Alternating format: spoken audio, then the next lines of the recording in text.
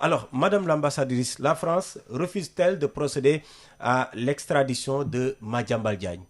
Alors, une procédure d'extradition au Sénégal comme en France d'ailleurs, c'est une procédure avant tout judiciaire. Oui. Donc le Sénégal a émis un mandat d'arrêt international qui a été validé par Interpol. Nous avons arrêté en France Madiambal, Monsieur Madiambal, au motif de ce mandat d'arrêt, et il est entré dans la procédure judiciaire qui consiste pour le juge à se faire une opinion sur la demande d'extradition.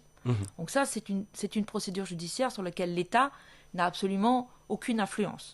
Donc le juge décide en toute indépendance, et là, la Cour d'appel examine de Versailles, examine la demande. Il n'y a aucun retard. En moyenne, une extradition, c'est 1 an à 1 an et demi. Donc voilà, il n'y a absolument pas de retard. Nous avons mis en œuvre ce que l'exécutif pouvait faire rapidement, c'est la mise en œuvre du mandat d'arrêt, ce que nous avons fait. Et à ce stade, personne n'a à refuser l'extradition puisque la justice française n'a pas encore décidé de valider l'extradition. Et comme vous le savez, la justice française est indépendante et elle respecte tout à fait non seulement les règles internationales, mais l'accord bilatéral de coopération judiciaire que nous avons entre nos deux pays. Et le Sénégal, quand il y a des demandes, fait de même.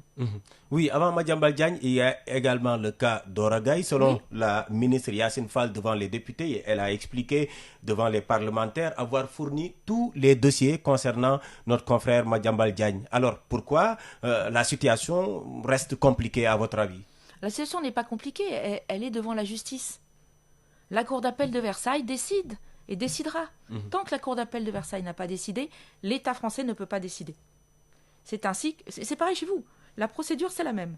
Il y a d'abord une décision de justice, et ensuite, l'exécutif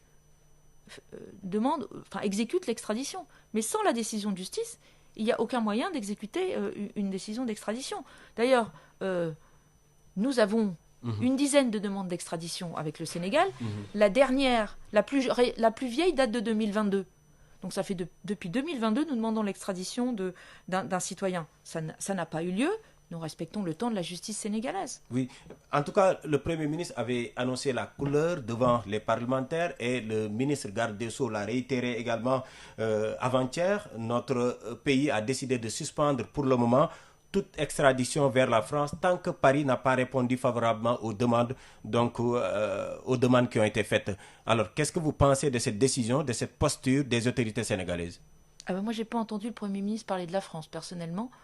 Non, le Premier ministre a parlé des demandes d'extradition.